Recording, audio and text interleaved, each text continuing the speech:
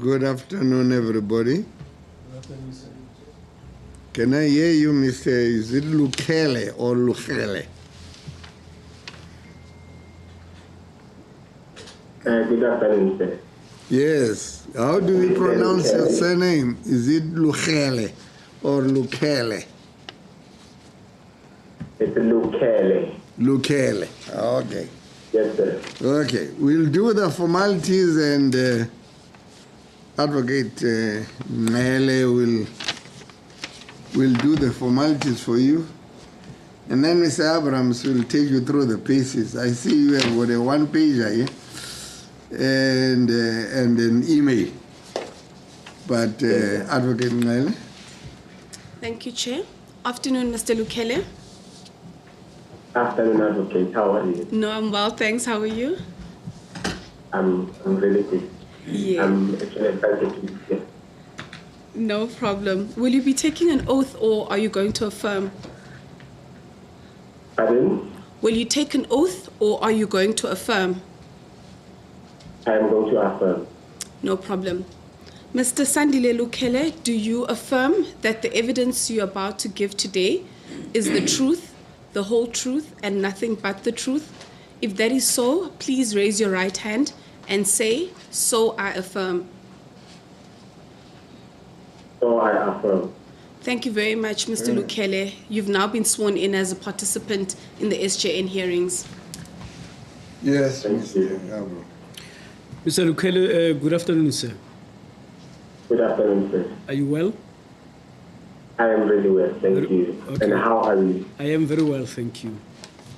Thank you, sir. We have received your submission, for which we thank you very much. And thank you for making time to appear before the Ombudsman today to tell us your story. I also see that you have designed like an agenda, table of contents, and structured how you're going to do your presentation. So we're going to give you a free hand to follow your presentation. You've got an hour and a half to tell us your story. Okay. So we'll leave it to you to tell us your story and to follow your agenda here. And just in the introduction, please tell us who you are, what your involvement in the game of cricket has been, and how far you've come so far. Thank you, sir. Okay. Sure. Yes, Mr. Okay, my name is Sandile Lukhele. I am currently a primary school teacher. I'm also a girls cricket coach. I have an honors degree that I did in education, specifically inclusive education. I did with UNISA. I also have a diploma in sport administration that I did with the University of Johannesburg. I also have a CSA level 1 certificate. And recently I got my... Mr. Lukhele, the sound isn't very clear. Are you maybe able to speak to us without the headsets to see if it would be a bit better? Okay. Can you hear me now? Yes. Yes. Reasonably better. Just see on my side. But if you guys can hear me, then I think that is perfect. Yes. Are you struggling on your side? Is that what you're saying? Yeah, that's what I'm saying. But yeah, as long as you guys can hear me, because my volume is full. Yeah? Yes. Can you please repeat the Can you hear me introduction? properly now? Yes. Yes. Can you repeat your Okay, I can introduction? also hear you. Okay, good. Can you repeat your introduction? Okay. I said earlier, my name is Sandile Lukhele. I am a primary school teacher, and I'm also a girls cricket coach. But there, I'm not employed by any union as a cricket coach. I'm just a volunteer because I happen to love cricket. I did my honors degree in UNISA, which is in inclusive education. I did my diploma in sports with the University of Johannesburg. I also did my level 1, CSA level 1 certificate. I have recently, last year, I obtained Coach S accreditation certificate from the Gary Keston Foundation. I live in Pietretif, which is in Mpumalanga. So when I go to work, I go to KZN. I know it sounds a bit strange, but when you are in Pietretif, KZN is just a stone throw away. So I drive daily because I reside in Pietretif, which is in Mpumalanga, but I work a primary school that already falls under KZN, which is about 60 cases towards Corona, when you drive towards Corona. So I've been working there for the past 11 years. I started working there in 2009. The very same year, that's when my involvement in cricket started.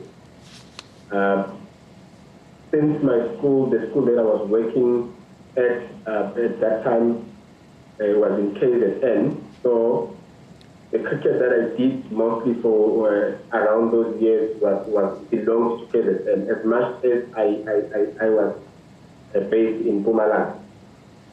So back in 2009, I introduced cricket for the first time at Sandile Primary School, which is the school I worked for. It's in a remote area called Dumbane, which is in between Pietretif and Pongola. I introduced mini cricket there and handball on the same year. And we started playing games, we started playing cricket games, we started playing mini cricket games. I wouldn't say it was already there, it was already perfect, but it took us about 2 years to get to a point where we said, now we can compete with other schools. So the building phase for us to be in a position where we can play cricket took about 2 years. By then I was just coaching the school. I had not been involved with any other school. I had not started involving or rather introducing cricket to other schools. So after I noticed that we need game time now, we need to play with other schools. So I took it to myself to go around local schools and introduce mini cricket.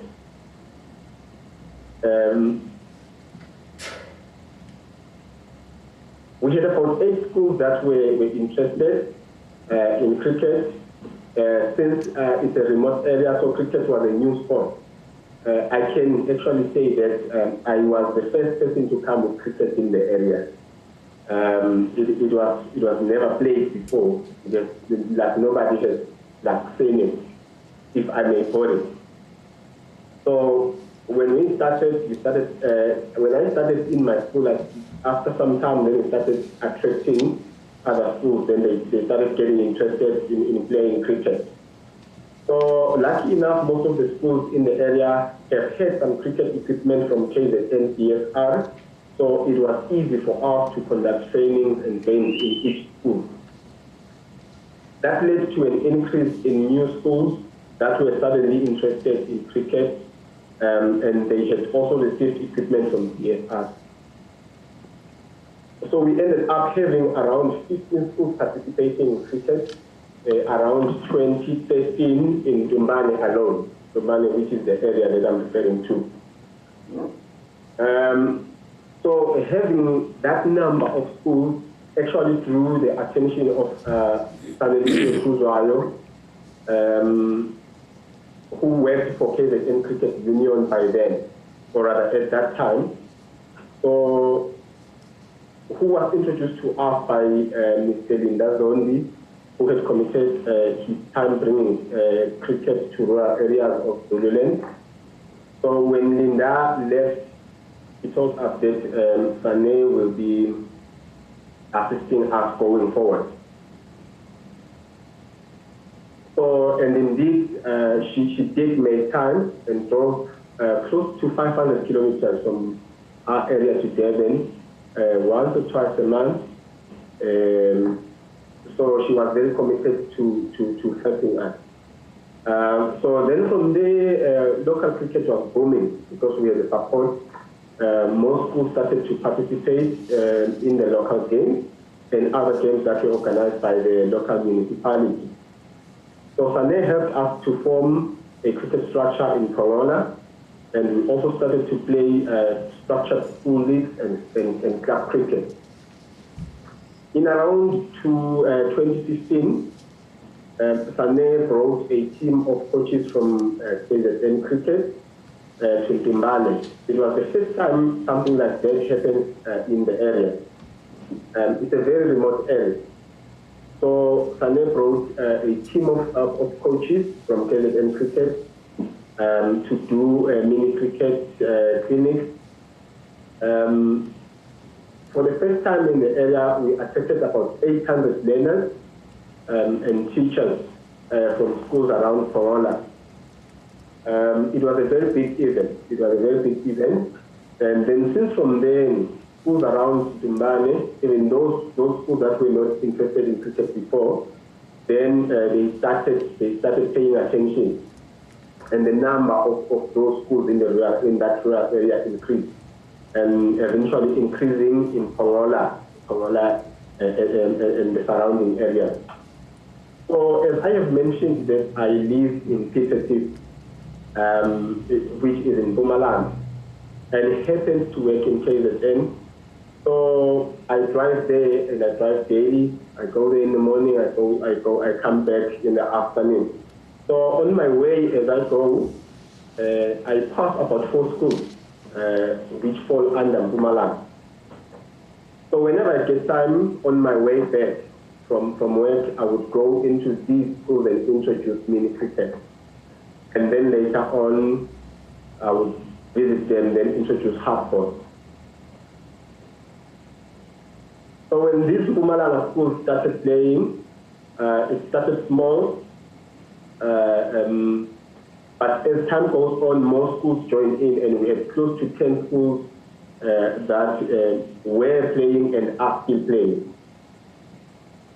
So that is why I'm trying to clarify this, because I'm actually involved in cricket, in the development of cricket in 2 provinces.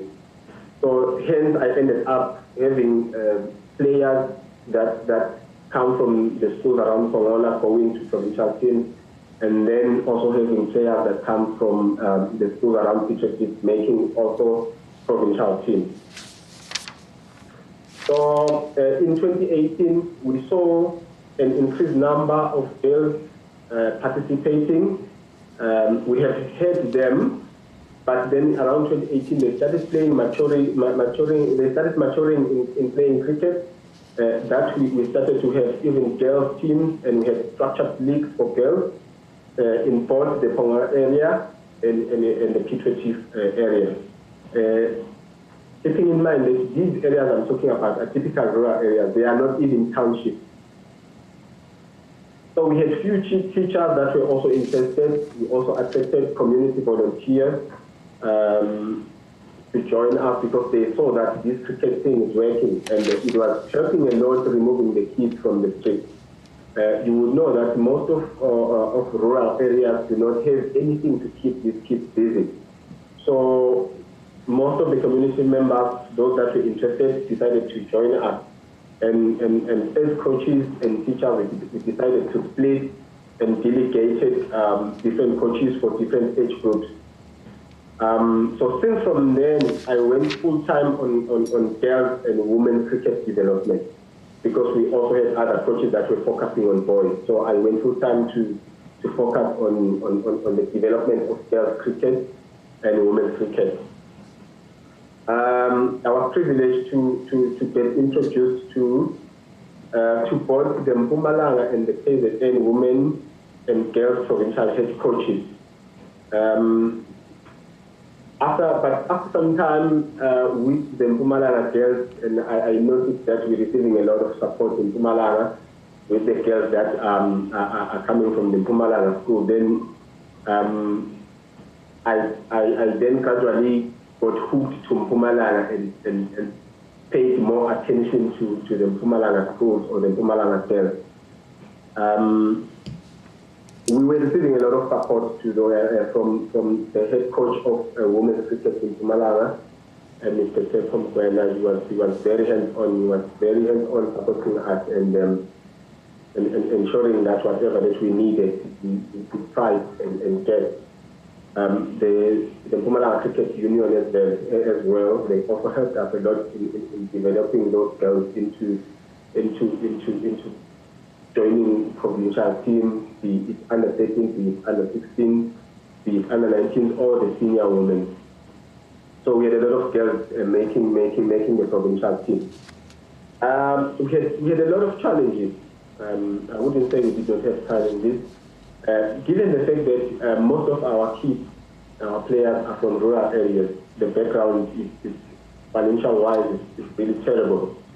But the challenges that we had for boys and girls, well, some were common and some were different. So I'll start with the challenges that we had with both the boys and girls, which were common. In the past 12 years, volunteering as a cricket coach, because when I come from 2009 to date, I think I spent about 12 years doing cricket. So for the past 12 years, volunteering in these rural areas, the biggest challenges have been there and are still there. I want to mention the first challenge that I highlighted on my notes here, the lack of cricket net facilities, which compromises the batting skills, or rather the development of batting in our players. You see, you can never be able to develop a child to be a top batsman when you train that child on a dusty soccer field. So the second point that I want to raise is that as much as we did not have nets, we also we still do not have nets, by the way. We also do not have proper cricket fields. I'm talking about areas that are in the rural areas. I'm not talking about the schools that are in town because they are well established. I'm talking about the townships and also the rural areas. The township around Pichotif does not even have a single net for that net, or a cricket field for that net. Same thing applies to the townships around Pongola and the rural areas around Pongola. So there is nothing like the net facility or a proper cricket field there. So this shortage, it hampers the development a lot, and it compromises the type of players that we pump into the provincial stream. The lack of a cricket field, it actually deprives our kids a proper cricket game experience. Simply because what the ball does in a soccer cricket field that is dusty, and what the ball does in a proper cricket pitch is two different things. The ball behaves differently in these two different pitches. So our kids are training on dusty ground, on dusty field. So what happens as you train there, or rather as you have your games on those dusty grounds, equipment and hard balls depreciate very quickly. Now and again you have to replace your ball. Now and again you have to buy new bats. That again, it causes the schools to neglect them. It causes the schools where these players come from to neglect cricket development, because they cannot afford to buy cricket equipment now and again. Because a hard ball You take a new hardball today to a dusty soccer field. By the time you are done, it will be finished. You take a bet there for a practice session once or twice. After a month, that bet will be finished. So hence, schools at times neglect us, even if when we ask for help from schools, we don't get it, because if schools buy us a bet this month, 3 months down the line, we go back in again and ask for a bet, then we don't get it, simply because we don't have proper cricket training facilities. Another point that I want to raise is insufficient equipment, which cause our players, both boys and girls, to share helmets, they share gloves, they share bats, they share guards, they share the rest of the equipment. So if we do have 2 bats from one school, then you find that we have 8 schools that do not have bats. So we are all using 2 bats from that particular school. So during this period of COVID, it becomes very hard for us because we depend on sharing equipment. It becomes very hard for us to have a proper cricket match because you find that we only have 2 bats, we have just 2 pairs of gloves. So when a batsman has to get in, that batsman has to wait for the outcoming batsman to take off the glory. So those are the types of challenges that we have when it comes to playing games. Another challenge that I want to highlight is as we play games, then our kids gradually matures in terms of batting, in terms of bowling. Then those that we see that they have talent, we take to provincial trials or we take to provincial games. It becomes a problem when you get to that level because transportation of these kids is very expensive. You'll have to go back to the parents and ask them that your child has a talent, your child is very talented, and now there's a chance for the child to play for the province. Can you please assist us with transport costs? Then the parents will tell you that you don't have money, we don't even have money for food. At the end of the day, as a coach, you see that this child is very talented and you would want the child to make the provincial team. So you end up dipping in your own pocket and taking that child to the province, or rather to the trials. So in Mpumalanga, we have been grateful. I don't want to lie, because Coach Epo and the service manager there, when I tell them that I have about 25 girls, there was, in 2018 I had about 25 girls from those rural areas around Siketi that we took to the trial. And when I tell them that, I have 25 girls that I want to take to the trials, but only 2 of them can afford to pay, then they will top up transport money. Then I end up having a full taxi or a quantum taking the girls there. And lucky enough, in 2018, when I took them for the first time, 18 of them were actually they were able to make the provincial teams from under 13. I think I had about 7 under 13 that made the provincial team. I had about 4 under 16, I had about 4 under 19, and I had 1 that made the senior provincial team. So they actually helped me a lot there transporting the kids. But that does not eliminate the fact that we still have the same problem. The last problem that I want to highlight to you is that, I don't know if I'm going to be able to put this one in a way that you'll be able to understand me. Most of the kids that play cricket in the rural areas, they start with mini cricket. Simply because mini cricket is accessible. Mini cricket comes with a package of equipment that you get for free. It comes with clothing, and should you want to take the kids to a provincial seminar, the transport. So, but then you introduce a child into mini cricket, then the child is excited, gets a t-shirt, gets to travel. Immediately that child has to progress to hardball. It's a different story.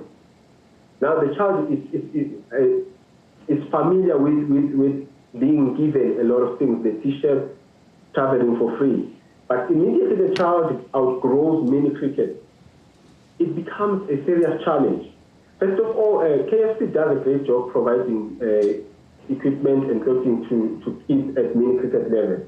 But immediately when the child progresses to hardball, they have to buy own clothing, own equipment, pay for own transport to games. Now, because they come from poor backgrounds, they are forced by their home circumstances to leave cricket because it has become expensive for them all of a sudden, after being introduced to a lot of freebies in mini cricket. So I think that gap, the gap between progressing a child from mini cricket to hardball, I don't know how we can feel there, because when you introduce a child to mini cricket, the child gets a lot of things, but all of a sudden now it's hardball, and the child needs to progress to hardball. There's nothing. The school has to see if they can provide something. The parents have to see if they provide something. So that gap, we lose a lot of players as we transit from mini cricket to hardball. So I'd like to expand on these challenges, but focusing now on the challenges that affect specifically girls in the rural areas. Keeping in mind that the challenges that I have just mentioned equally affect both boys and girls. In the rural areas, or rather in the rural communities, people still believe that cricket is for men and not women. There's still that stereotyping. This is because women cricket is not shown on TV channels. That can be easily accessed by the majority of our community. Yes, cricket is there on TV, but the question is, can a person in my village access cricket? Can a person that does not have a DSTV access cricket? Can a person that have that is not able to pay DSTV premium access cricket? That's the question that remains. Currently, cricket, my personal view says cricket is for DSTV premium payers only in South Africa. So if rural communities can watch women cricket on TV, their mindset about women playing cricket will change drastically. So I think the reason there's so much stereotyping around women playing cricket in the rural areas is because they don't see cricket in TV. Like most of these parents started hearing about cricket from their kids. Like when the kids come home, say, "Mommy, at school I'm playing cricket," and the mommy will ask, "What is that?" They started hearing from the kids for the first time because there's no TV coverage for that. So due to that lack of exposure, we are raising cricket girls that do not have cricket role models. They don't have. There's no exposure. Even if you want to say to the child, "I want you to bat like Chloe. I want you to bowl like Dumi." But the child will say, "Who is Dumi?" Then it comes back to you as a coach. You have to go back and download videos. Where Dumi bowl? Where Chloe bat? Then you will have to use your own data and show the child that this is how I want you to bat. This is how I want you to bowl. But if we had a different scenario where cricket is for everyone, I would simply say to the child, "Chloe is playing tonight. Switch on your television, switch on SABC, and I want you to hit the ball the way Chloe is hitting it."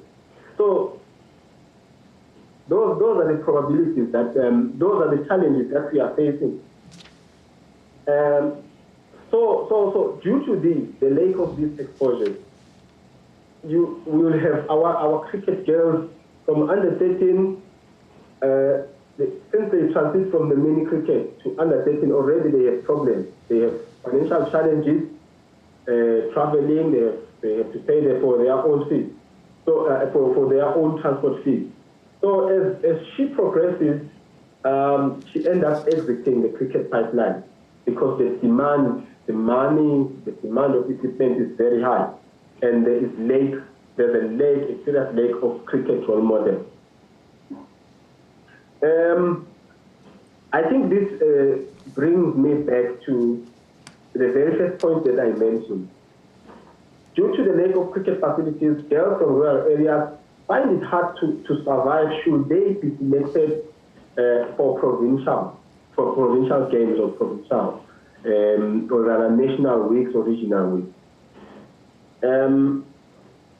I have seen a lot of girls coming from the school that I coach making provincial teams. When you take that child to the trial, the selectors will be very spot on and see that the child is talented. Now the difference is when the child is selected now to go to the national league. The child has to acclimatize. Remember, the child is used to playing cricket in a dusty soccer field. Now there's a cricket pitch which misbehaves. The ball changes direction. So it takes long for the child to acclimatize. It takes very long. So we will have a lot of girls playing for provincial, but yet not making it, especially on the batting. We will have a lot of girls making provincial teams, but they can't bat long. It says, how long have you kept them on the net? How long have you thrown a ball to them? You see, my head coach, the head coach of Umala Cricket, he normally says to me, you need to throw 500 balls to the girls, especially those that are batting, a day. He says I have to throw, or rather, the girls have to hit 500 balls a day. It's highly possible if you have a net. So in my case, now I want my top order batsmen to hit 500 balls. I take maybe about 20 balls in my budget. I go to the center of the soccer field. I throw those balls, and she extends her arms. She hits. She hit that ball into the bushes. I can't find it. I am down to 19 balls. Then I throw another ball. She hits it to the bushes again, and I'm down to 18. By the time I see my second batsman, I have 10 balls left. Now the question is, am I going to come back tomorrow? Because when I come back tomorrow, the last 10 balls that I have will be finished. And I won't have anything for them to play when I have a cricket match. So it becomes very hard. So as the child plays in the provincial team, the question mark that remains with the child is that how many balls have you faced during your training? How many balls have you hit during your training? She can only hit 10. She is 20, she finishes the ball. We go to the bushes, we try to look for the balls, we can't find them. I have to go back to the school and ask for balls. Or I have to call the union and say, do you have 10 balls? So it's a serious challenge. We're losing a lot of balls. I can't have my batsmen hitting 500 balls on an open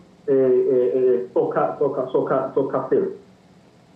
So this brings me to my view on the transformation of the game. The question would be, do I think the game is transformed, or is the game transforming currently?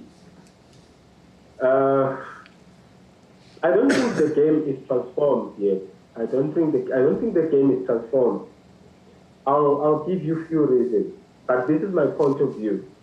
From the experience, from what I have been through, I don't think the game is transformed. Maybe it is still going to transform, but currently it is not. The game is not transformed simply because the vast majority of black players in the rural areas still train and play on this dusty ground,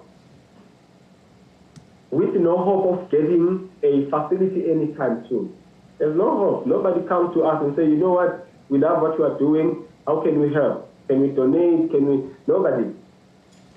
Yet they are expected to perform at their best should they make provincial teams. How do you expect a child to perform at her best in a provincial level when she can't have a pitch that is similar to where she plays provincially in the province? Another point that I want to highlight to you, I'm still saying that there's no transformation yet. Another point that I want to highlight, supporting what I'm saying, is that Currently in South Africa, only DSTV premium payers have the right to watch cricket in South Africa. Only those ones.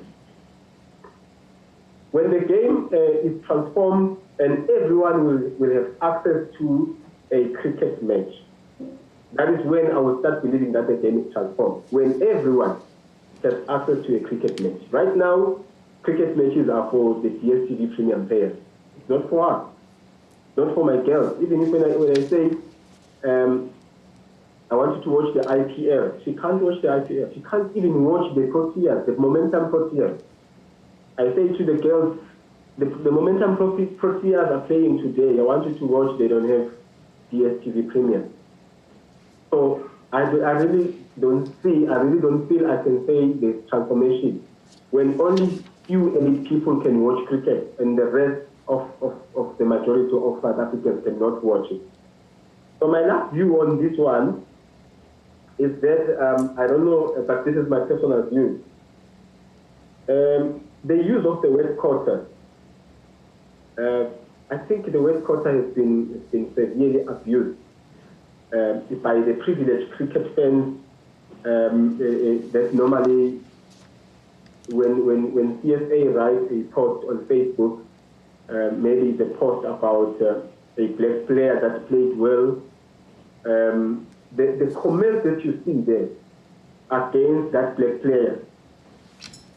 You see, the word quota, as I perceive it, I think it associates with being black. The word quota is associated with being black. It associates with being weak. And it simply says you don't have talent.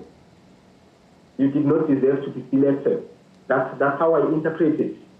While the other word merit, it associates with being white. And it says you are white, you are strong, and you are talented. So I'm going to repeat that.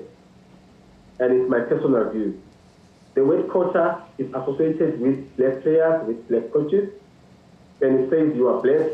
And when somebody says quota system, you know that they're talking about you because you are black. And you must know that the next thing that they are saying you are weak. They're saying you don't have talent. When somebody says quota to you, then you know that, okay, it means then I'm not good enough. But the word merit is associated with the white. It says they are strong. It says they are very talented. So what I am saying is based on the comments that you normally see. Recently, the Proteas played Ireland, and CSA will post about Bavuma State. The CSA will post about the other players of color. And the comments you see there, they are brutalizing these players of color. The fans, they are brutalizing them. If you read those comments, as a coach like me in the rural areas, I have a dream. And my dream is to see one of my stars playing for the Proteas. But when I see those comments, when I see a lot of the word quota being attached as a stigma to them, I know that, okay, I'm also raising a quota. Does that simply mean I'm raising a quota player? Does that simply mean I am also a quota coach? What am I? Is it because I am a black coach that the word quota automatically attaches to me? I don't want to dwell much on that, but that's what it says to me as a coach that is struggling, that is striving to make the best out of the odds that we are facing in the rural development of cricket. What I personally think will be a way forward, and again, this is just my suggestion. I think the CSA should engage local municipalities.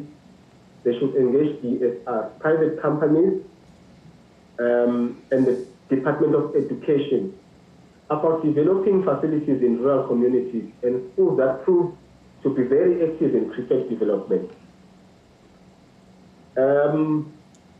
I also feel that CSA again should look into adopting cricket playing schools, into focus schools in rural areas, so that the talented kids in the area will remain within their demographic area.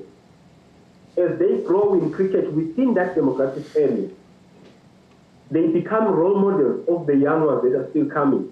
As they mature in cricket, and once they make Proteas eventually, that rural community will always prize itself for having produced a Protea star.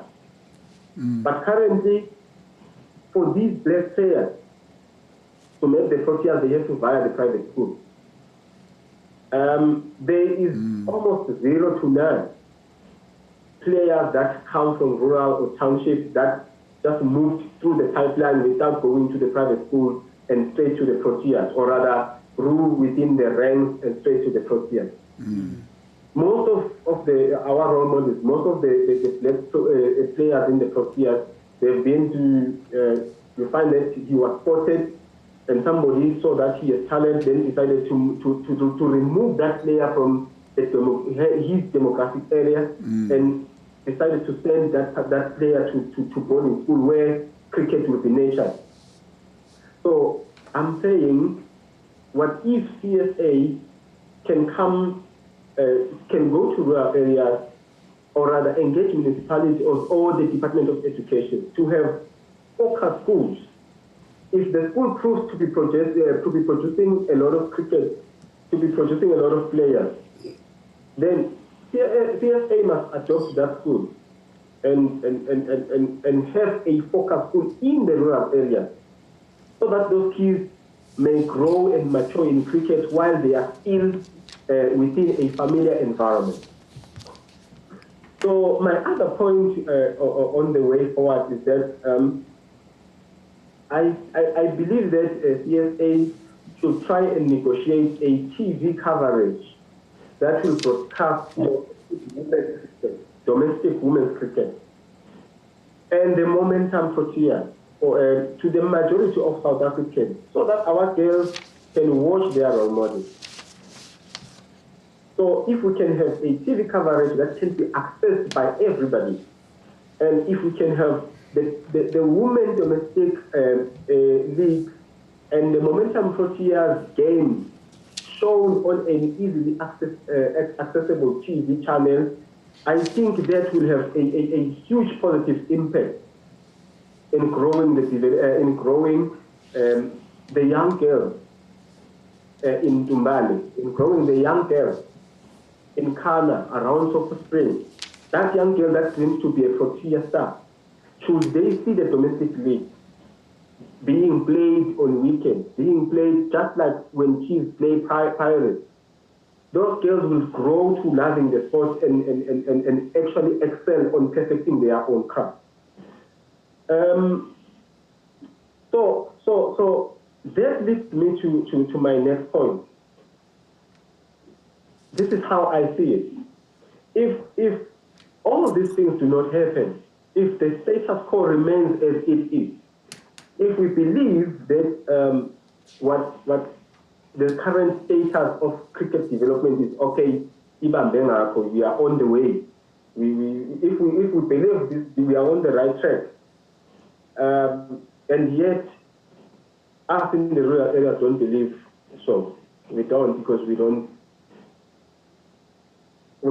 see much tangible progress.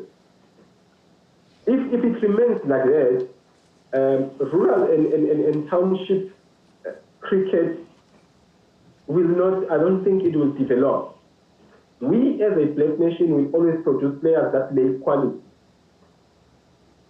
If we say it's okay, yes, one of my players made the provincial team, but how many times has that player scored a 50 in the provincial setup? How many times has that player scored 100 in that provincial setup? One will ask a question that says, why is this player not scoring 100? Why is this player not scoring 50? It is because of the lack of facility.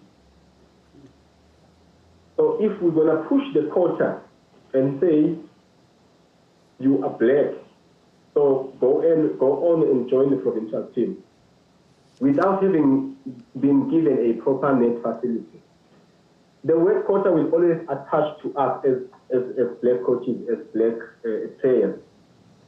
And our players will never be able to compete with their white counterparts. So if CSA is serious about transforming the game, this is where they should start. They should start by leveling the training field. Let a child that lives in Sandile, let a child that trains in a proper cricket net, compete with a child that trains in Dumbane in a dusty street. Let them compete in one team. After you have given me or you have given Dumbane the same facility that the child in Sandile has. I don't know who is supposed to build facilities for rural areas and townships. I don't know. But I believe that CSA can actually negotiate with the municipalities. The CSA can actually negotiate with the Department of Education. I think something can be done. So if the training field is not level, if a child in T20 high school pays 500 balls from a bowling machine, and mine only pays 20 balls from my hand or 50 balls from my hand, how do you then put those two kids and say they must compete, they are equal, and say this is fair? What is fairness at the end of the day? So if the training field is level, so if CSA prioritize maybe in the next 3 to 5 years, if CSA says, okay, I'm going to engage municipalities, I'm going to engage the Department of Education. If that happens, and we happen to get cricket facilities in townships and rural areas, then the training field will be leveled by then. Our players and coaches will avoid the quota stigma, because this stigma, I can tell you, it eats the self-esteem in our players. Your player will ask you, coach, so am I quota too? If the player looks at our current captain, if the player looks at the comments that are asked towards him, then the player says, what are they going to say to me? Am I going to be quota as I grow? You are going to be, you are growing as a player, you are growing into being a quota product. This is simply because of the current situation. But if this training field, if this training field is level, we can be able to put a stop on these things. I can assure you, Advocate, with the limited resources that we have, without having proper cricket facilities, without having proper cricket fields, we are able to supply the provincial teams with players. Even selectors can see that these players are talented. The only problem is for the player to perform. The only thing that lays on our player is that age. The age that you get when you spend time on the net. That's what we are looking for. We are not lazy. We are not lazy coaches. Our players are not lazy. We are not lazy. We don't sit around and wait to be promoted. We don't sit around and wait for our players to be included in provincial teams. We work. It's just the material or the tools that we are working with are not enough to produce the same quality as somebody who's coaching in Sandile. That's all I'm saying. We are ready to grow in cricket. We are ready to grow cricket in rural areas. We are ready to do this. We have a lot of teachers that are volunteering currently. We have a lot of community volunteers. There's nothing stopping us from having cricket in a rural area. Other people argue that black people vandalize facilities. But my point on that is that once the community loves cricket, they will protect the facility. So you can't just go to any community and build a net facility and leave it like that. There has to be somebody in that community that has been playing cricket. There has to be somebody that is coaching cricket. and that person is there day and night. So once there is something like that, we surely qualify to have a facility, simply because there's evidence that cricket exists in this rural area. And there's a huge demand for a net facility in that area. So how can then something that is needed, something that is on demand like that, be vandalized? So I'm actually addressing the fact that people will say we vandalize it. But definitely a net facility will be vandalized if somebody did not do a research and just went to any other a village or township and just built a cricket facility and left there. I have CSA level 1. We have a lot of coaches that have level 1. We are growing up with the level. I am waiting to do my level 2. So, and I am committed to developing cricket in a rural areas. So, a place like Ntumbane, a place like Piet, the remote areas of Piet, deserve to have a net facility. As much as they are in rural areas, they deserve to have a net facility. I don't know who is supposed to build it for us. I don't know who is supposed to build, whether it's CSA, whether it's the municipality, whether it's the Department of Sports and Recreation. But what I know is that we have produced enough players to the province. For the past 3-4 years, we have been consistent, producing these players from the typical rural areas where they come from. If you say can come to these areas, definitely you wouldn't say a cricket player can come from such an area. In 2018, I took the women's head coach of Mpumalanga second grade. I actually drove from my school, which is about 20 km away from the tar road. I drove to wait for him on the N2. He was driving from Windbank here to come see the girls and do trials for the first time. So as he was driving, following me, he tells me, he says, I was asking myself, where is this guy taking me? When he saw the type of road that we were driving on, he saw the mountains, he was like, where will a pitch be found around this area? So he tells me that I was wondering, where are you taking me? And he was very surprised. I had a lot of group of girls in a small field. It was a netball field. He just went there. When he tells me, he says, you know what, when I got there, I just said, okay, let me just do this and go, because I don't think there will be talent here. I just let one girl, she was 13. I let her bowl. She's a left-hander. She bowls swing. She bowls to an empty stump.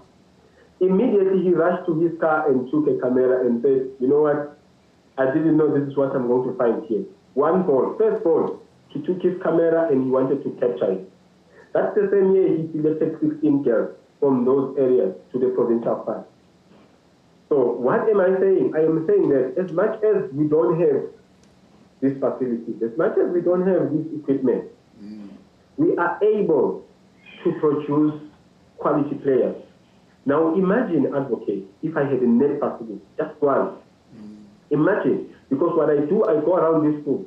When I see talent, I take these groups of girls and group them together, make them a team. When I train them together. Imagine if I had just one school that has a net facility. Definitely I would have my girls lifting bets on their half centuries when they play for province. So I really wish to encourage and thank coaches in rural and townships for not giving up, even though everything is against us or is against them. And Advocate, I want to thank those individuals that are helping us in the rural areas. We are not neglected entirely. Now and again, we'll ask for balls. The other day, I asked Gus Anderson from the Mpumalanga Cricket. I told him that I don't have balls, I don't have anything, and the girls want to play. And he drove with his car. He brought me 30 balls. And it's so unfortunate that those balls only lasted me two weeks. Simply because I can't sustain them. There's no grass. there's no net. They get lost, they get depreciated. So, but I still want to thank them for helping us. I still want to thank Pepom Kwena for taking his car. He had rims in his car. So I still want to thank him for driving on those type of roads to find the talent. He did it. I want to thank Sandile Kuzwayo. He drove more than 500 kilometers from Durban to Pongola, and again to just monitor what Linda Zondi and Sandile has planted around those schools. And it was unfortunate that KZN Cricket had to lose somebody like that, because she had a heart for it. She had a heart for rural areas. So I also want to thank Advocate. I want to bring to your attention that G Sports for Girls actually noticed my work. They actually noticed the stuff, the pictures that I post.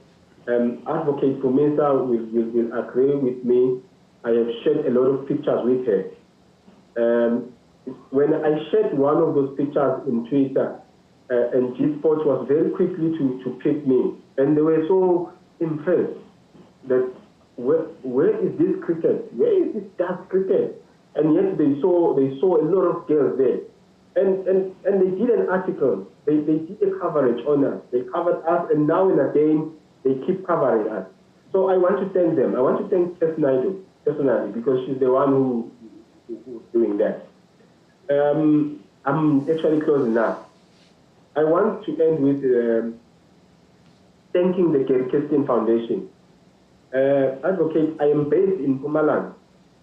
The Gary Kestin Foundation, I think, is in Cape Town.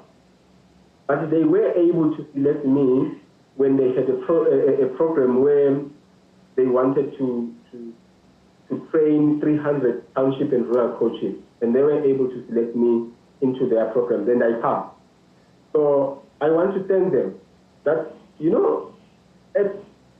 at some point I felt like giving up, because of the odds.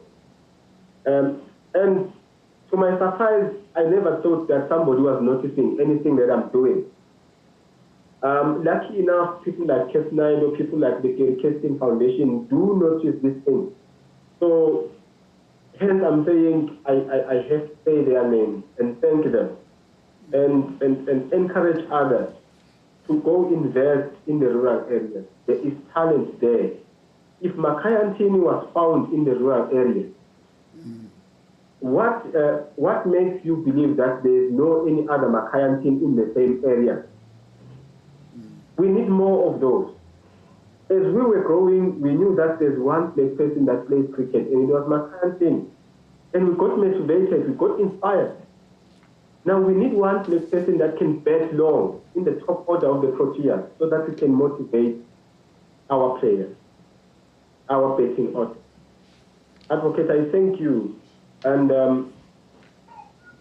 I was closing in short. I don't know if I have taken long, but if I did, I apologize. No. You have kept us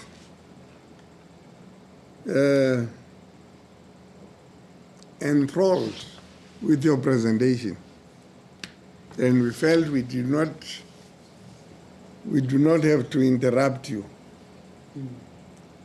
because there are few occasions such as this when you listen to someone who clearly is speaking from the heart, which then explains to me why we just have a table of content for your presentation, where you have listed or itemized the heads under which you are going to be talking to us. I'm taking nothing about people who have given us detailed explanations of what their subject matter is going to be. But these 2 pages, the table of content and the email of the 2nd of May 2021, which you wrote at 11 minutes past 2 a.m. So you don't sleep, I see, are enough for us to appreciate the commitment that you still have to this sporting code called cricket. And the suggestions that you have made about the way forward are very engaging. And what I take away from what you have said is how your approach would involve many people in our societies, local municipalities, because that's where the government of the people starts. The business sector, private sector, public sectors like the public institutions of education, public works. I think all of these entities from your presentation are institutions which you say must work in unison and not in silos. There should be some measure of coordination. And it starts right from the beginning. In the educational institutions, it starts right from where people start to go to school. And it obviously would go to institutions of higher learning. It starts right at where government starts. The lowest level of government is the government of the municipalities. Sport should not be given a no place. I know of certain municipalities where sporting facilities have been, discontinued. Land that was allocated before apartheid to sporting activities, tennis, cricket, rugby, soccer, they've all been utilized for something other than sport. Some of them have been,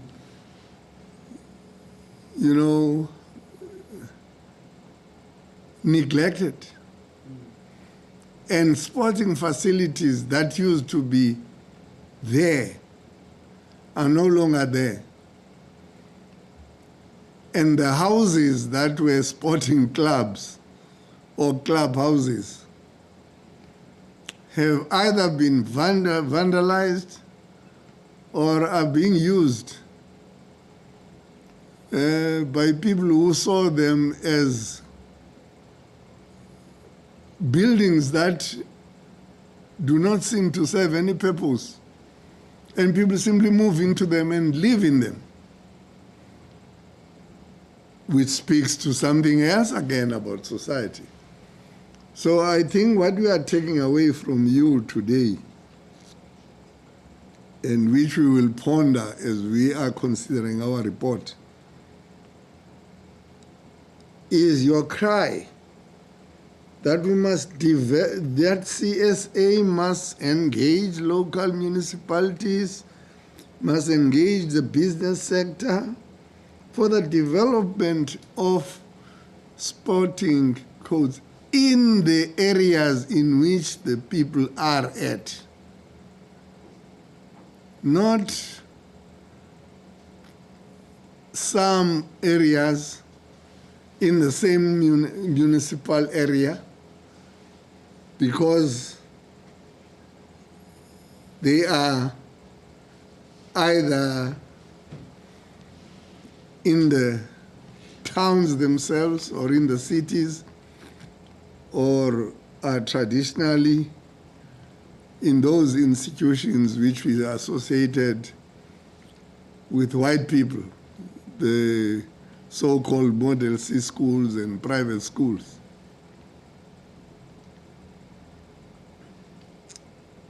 We have to thank you for this very passionate presentation. I was worried when I saw just the table of content and your one-pager of an email. I say, hey, man, what's going on now? But like they say, don't ever judge the book by the cover because these 2 pages are so pregnant with content and carefully thought ideas. I thank you very much. We will obviously take into account what you presented to us because it was captured on record. Thank you very much. We just wanted to... I appreciate it. Thanks, Mr. Lukhele. Thanks, Chair. We just wanted to share the pictures Mr. Lukhele shared with the SJN on the screen. Okay. It's a few pictures. Yes. Yeah, please do that because there are people watching in South Africa as this thing is rolling out and will be watching on YouTube. Now, where is that? Is that in Mpumalanga? Mpumalanga? Yes, it's actually a mixture of some that are in KZN and some that are in Mpumalanga. I actually mixed them. But this one is in KZN. It's in Tumbane. These kids are so smart. Where did you get the uniform from? Who sponsored the uniform? Very... the primary school that I taught, I asked the principal, then he bought the shorts. Those shorts that you see, the shorts and the tops, we bought them at PEP. And then this one comes from KZN CSR, the Zululand. Yes. So they frequently give us the uniform. But most of the uniform we buy. We ask the parents to buy. We actually recommend the parents to say, I saw the shorts at PEP, or I saw the shorts wherever where you see the shorts, you see that they have cheap or rather sale, then you recommend the parents to go buy them. So most of this stuff the parents buy. Yeah. Mr. Lukhele. Yes, sir. While we're watching the pictures here, can you give us a sense of how much you spend out of your own money? How much do you spend, if you care to share with us? I'm just going to tell you what I do. Yes. Then you can read between the lines. Yes. When I say I'm going home, I go to Picture Tip, which is from this area, it's about 62 kilometers. Yes. So when I go there to train the kids, I use my own petrol, and I spend the whole day. I would spend the Saturday there, I would spend the Sunday there. So on petrol, I spend a lot because I would go to any other school that I see close to the road and check if they have cricket. Then I just go there and ask if I can introduce mini cricket to them. So on petrol, I don't want to count because I just travel there voluntarily. So, and then on the equipment, mostly for hardball, we as you can see, we're using KFC mini cricket stumps. We opt for them because they don't get broken. So even if they are hit by a hardball, it still survives. So mostly spend on airtime, spend on petrol. If I have to take the kids, if the parents say my child wants to go to the trial and I can't pay for the child, I have to pop out because I believe that the child is talented and must be seen. So, I can't estimate.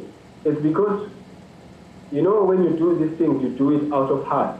Yeah. And the truth about it is that you don't want to bring your mind to thinking, how much have I spent here? You know, I have a wife, I have two girls. Once I bring my mind to think, how much have I spent doing this cricket thing? And I get to wonder if my wife wonders the same thing and get surprised that this man that I got married to is wasting my kids' money and doing this. So, to tell you the truth, I have never brought my mind into thinking, by the way, how much am I spending in a month when I go visit this girl? When I take them to trials, when I buy balls, when the balls are finished, I have to buy them. If the union can't provide the balls, if they are out of stock, I have to buy. So I don't actually get to bring myself to think about how much I spend in cricket because I believe I can pay it. No, thank you. Thank you. That's enough for us here. Thank you. Well, we are adjourned for today, and again, thank you very much for the time and the presentation.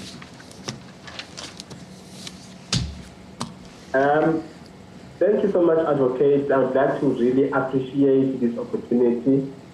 I'd like also to thank Advocate Dumisa for helping me. You guys have the heart for this.